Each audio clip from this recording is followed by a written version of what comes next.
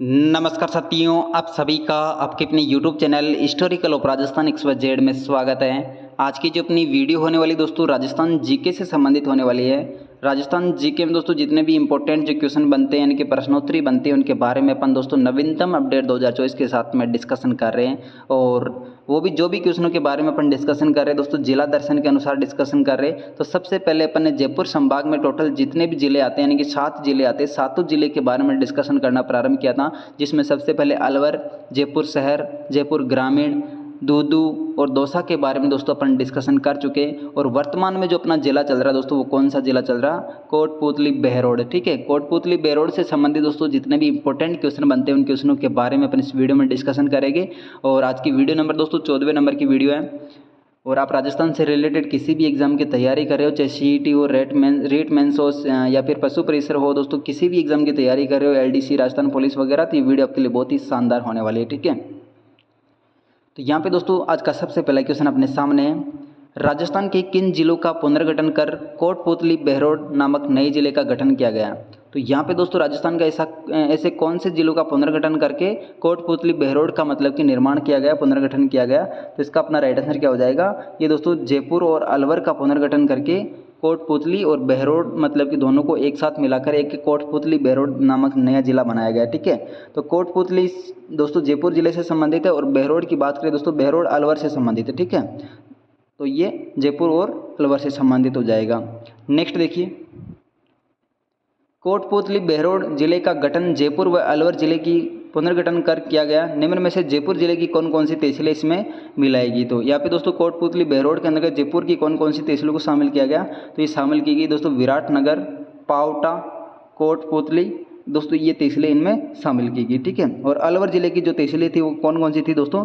बहरोड, नीमराणा, बानासुर और नारायणपुर। ठीक है, और एक और तहसील है जिसका नाम है मांडन है। ठीक है, मांडन, नारायणपुर, नीमराणा, बानसूर और बहरोड दोस्तों अलवर से संबंधित है। और जयपुर की है विराटनगर, कोटपुतली और पावटा। तो यहाँ पे अपना राइट आंसर हो जाएगा डी ऑप्शन।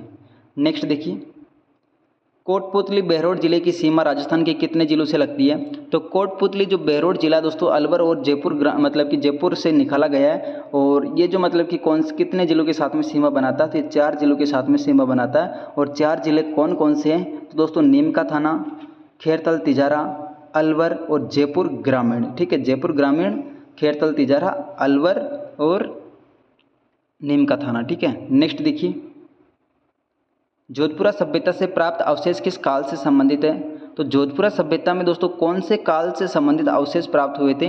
तो ये दोस्तों जोधपुरा सभ्यता एक लोहा युगीन सभ्यता है जिसमें दोस्तों लोहा गलाने की भट्टियाँ भी प्राप्त हुई है। और 2500 ईसा पूर्व दोस्तों यहाँ पे मतलब कि अवशेष भी प्राप्त हुए और हाथी दांत के अवशेष भी दोस्तों जोधपुरा सभ्यता से प्राप्त हुए। ठीक है, और जोधपुरा सभ्यता की अपन बात करें दोस्तों, ये साबी नदी के किनारे स्थित है। और साबी नदी का जो उद्गम होता है दोस्तों सेवर की पहाड़ियों से साबी नदी का उद्गम होता है। ठीक है, और इसका जो उत्खनन कार्य किया गया दोस्तों, उत्खनन कार्य कब किया गया था? 1972-73 के अंदर दोस्तों इसका उत्खनन कार्य किया गया।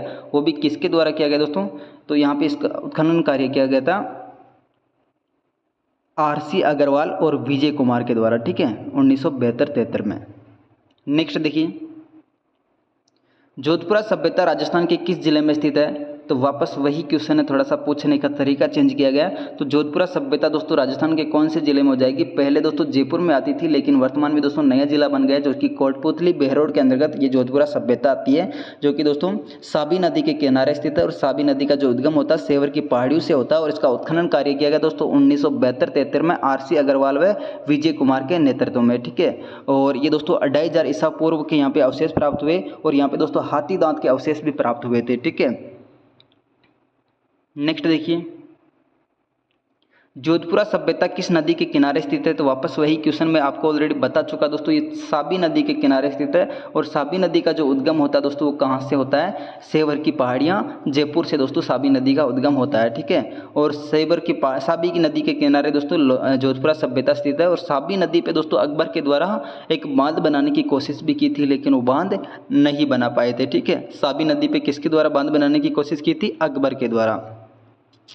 नेक्स्ट देखिए, दयाराम साहनी व नील रत्न बनर्जी व कैलाश दीक्षित कि किस सभ्यता के उत्खनन में मुख्य भूमिका रही है। तो यहाँ पे दोस्तों 3 व्यक्तियों के नाम है, दयाराम साहनी, नीलरतन बनर्जी और कैलाशनाथ दीक्षित की बात की गई है। ठीक है, तो यहाँ पे दयाराम साहनी की बात करें दोस्तों, दयाराम साहनी ने बेहराट सभ्यता की खोज की थी 1936 के अंतर्गत, और इसके बाद में दोस्तों नीलरतन बनर्जी और कैलाशनाथ दीक्षित के द्वारा यहाँ पे दोस्तों 1962 के अंतर्गत उत्खनन कार्य करवाया गया। ठीक है, 1962 में उत्खनन कार्य करवाया गया था नीलरतन बनर्जी और कैलाशनाथ दीक्षित के द्वारा, और दयाराम साहनी के द्वारा दोस्तों 1936 में बेहराट सभ्यता की खोज की थी। ठीक है, तो ये तीनों की तीनों कहाँ से संबंधित है, ये दोस्तों अपने बेहराट सभ्यता से संबंधित है। ठीक है, नेक्स्ट देखिए, अगर दोस्तों वीडियो पसंद आती है तो वीडियो को लाइक कर दिया करो।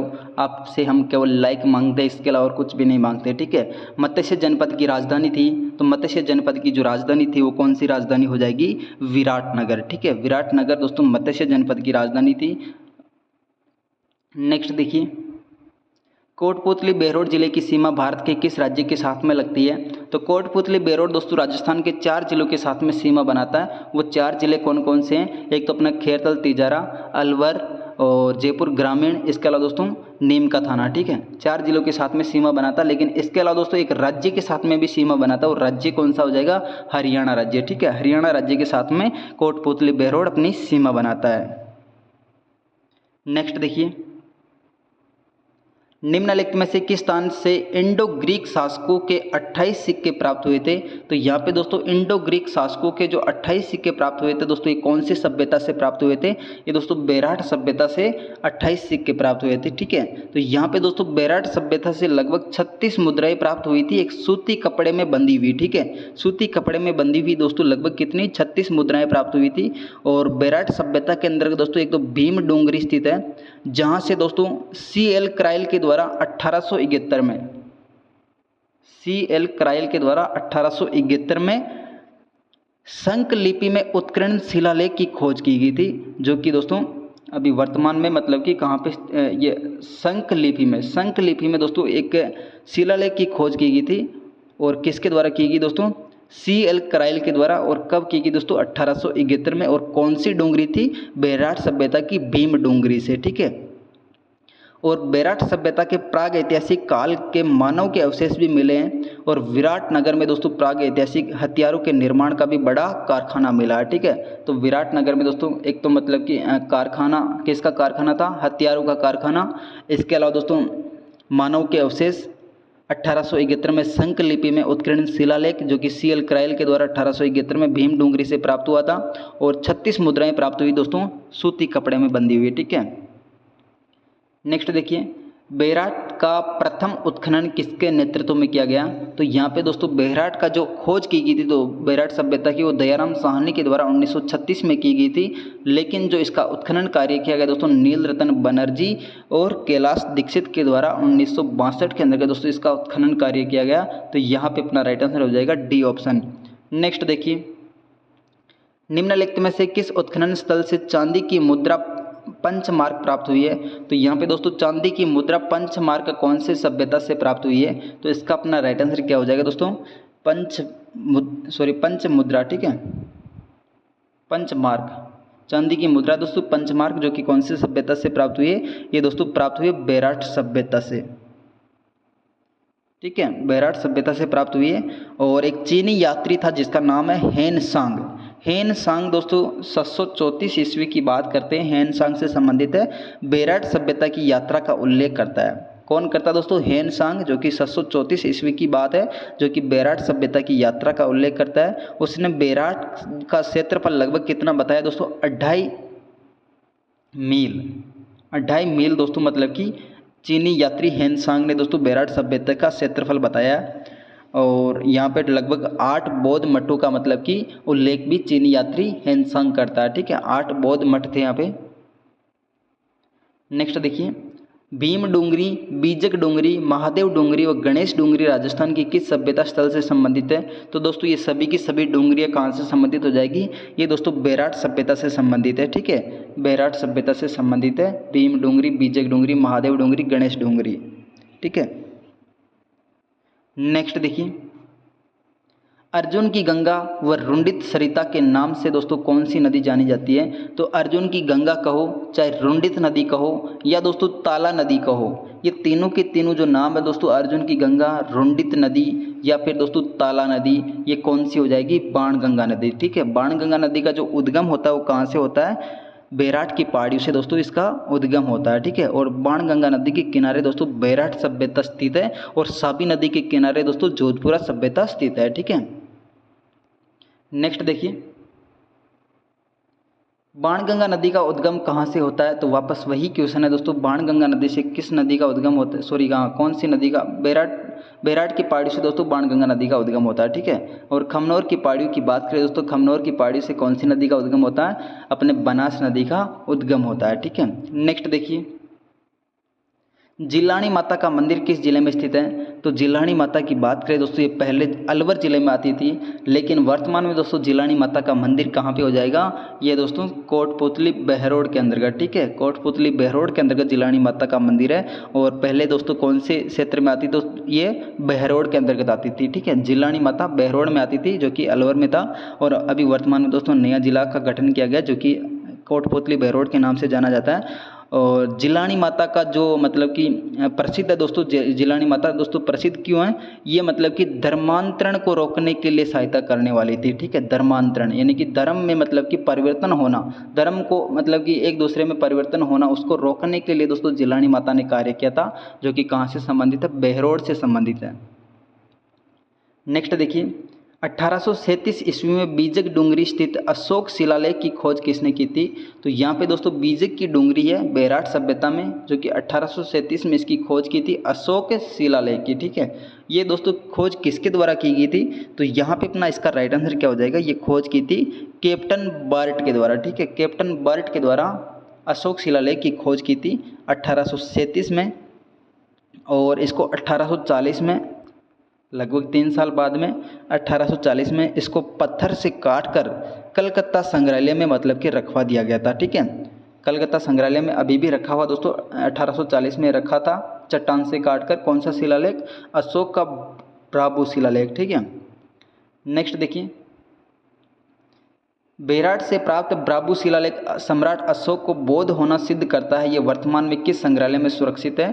तो वही क्वेश्चन है दोस्तों, ब्राबू शिलालेख जो कि सम्राट अशोक से संबंधित है, जो कि अशोक सम्राट को मतलब कि बौद्ध होना सिद्ध करता है। ठीक है, तो ये कौन से संग्रहालय में रखा गया? ये दोस्तों कलकत्ता संग्रहालय में रखा गया, और इस जो शिलालेख की खोज करने वाला कौन था दोस्तों? बर्ट के द्वारा इसकी खोज की गई थी। ठीक, कैप्टन बर्ट के द्वारा। नेक्स्ट देखिए, बैराट सभ्यता के संबंध में निम्न में से कौन सा कथन असत्य है? तो यहाँ पे दोस्तों बैराट सभ्यता के बारे में कौन सा कथन असत्य है? तो बैराट सभ्यता से दोस्तों मेनेंडर के 16 सिक्का प्राप्त हुए थे, तो ये बात तो अपनी सही है।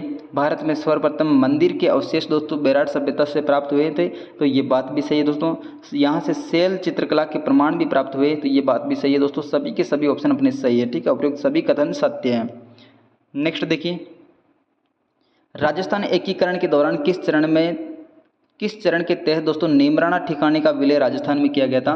तो दोस्तों नीमराणा ठिकाने का जो मतलब कि विलय किया गया था दोस्तों, प्रथम चरण में मत्स्य संघ में शामिल किया गया था। ठीक है, मत्स्य संघ में शामिल किया गया था। नेक्स्ट देखिए, राजस्थान के किस औद्योगिक क्षेत्र को जापानी जोन के नाम से मतलब कि जाना जाता है? तो राजस्थान का ऐसा कौन सा औद्योगिक क्षेत्र जिसको जापानी जोन के नाम से जाना जाता है? तो ये हो जाएगा दोस्तों नीमराणा, जिसको कोटपुतली बहरोड जिले में आता है दोस्तों नीमराणा, जो कि जापानी जोन के नाम से जाना जाता है। ठीक है, जापानी जोन के नाम से। नेक्स्ट देखिए, प्रधानमंत्री किसान ऊर्जा सुरक्षा एवं उत्थान महाअभियान कुसुम योजना के अंतर्गत दोस्तों प्रथम कृषि आधारित सौर यंत्र परियोजना की शुरुआत राजस्थान में कहाँ से हुई थी? तो यहाँ पे दोस्तों कौन सी योजना है? कुसुम योजना। ठीक है, जिसके अंतर्गत दोस्तों प्रथम कृषि आधारित सौर यंत्र परियोजना की शुरुआत राजस्थान में कहाँ से हुई थी? ये दोस्तों बालोजी गांव है कोटपुतली के अंतर्गत। ठीक है, बालोजी गांव में दोस्तों ये कुसुम योजना की प्रथम कृषि आधारित सौर ऊर्जा संयंत्र की शुरुआत हुई थी। ठीक है, बालोजी गांव कोटपुतली में। नींबू चढ़ा हत्याकांड में 14 मई 1925 को किसके आदेश पे गोलियां चलाई गई थी दोस्तों? तो नींबू चढ़ा हत्याकांड की बात करें दोस्तों, ये किसके आदेश पे गोलियां चलाई थी? ये कमांडर छज्जू सिंह के आदेश पे दोस्तों गोलियां चलाई थी। और कमांडर छज्जू सिंह को आदेश देने वाला कौन था? अलवर के शासक जय सिंह। ठीक है, अलवर के शासक जय सिंह ने दोस्तों कमांडर छज्जू सिंह के नेतृत्व में अपनी सेना भेजी थी। और इसी के आदेश पे दोस्तों 14 मई 1925 को नीमू-चढ़ा हत्याकांड घटना घटित हुई, जिसमें लगभग 1500 किसान मारे गए थे। ठीक है, नेक्स्ट देखिए, नीमू-चढ़ा हत्याकांड के समय अलवर के शासक कौन थे? तो नीमू-चढ़ा हत्याकांड के समय दोस्तों अलवर के शासक कौन हो जाएंगे? महाराजा जय सिंह। ठीक है, महाराजा जय सिंह यहाँ पे नीमू-चढ़ा हत्याकांड के संबंधित मतलब कि शासक थे। और ये नीमू-चढ़ा मतलब कि जो आंदोलन हुआ था दोस्तों, ये क्यों हुआ था? तो ये हुआ था दोस्तों अलवर रियासत में लगभग 1924 के अंतर्गत एक भूमि बंदोबस्त मतलब कि एक भूमि बंदोबस्त लागू कर दिया था, जिसमें क्या कि लगभग 40% मतलब कि भूमि से संबंधित कर में वृद्धि कर दी थी। ठीक है, जिसकी वजह से दोस्तों किसान परेशान हो गए थे। और इन्होंने दोस्तों गोविंद सिंह और माधो सिंह के नेतृत्व में दोस्तों यहाँ पे नीमू-चढ़ा किसान आंदोलन प्रारंभ किया था। लेकिन 1925 के अंदर दोस्तों नीमू-चढ़ा हत्याकांड घटना घटित हो गई थी। वो भी दोस्तों किसके नेतृत्व में? महाराजा जय सिंह के द्वारा मतलब कि सेना भेजी थी। छज्जू सिंह कमांडर था, जिसमें दोस्तों लगभग उसके आदेश पे लगभग 1500 किसान मारे गए थे। ठीक है, तो ये थी दोस्तों आज के। एक और क्वेश्चन रह गया, 1 मिनट देख लेते हैं उसको भी।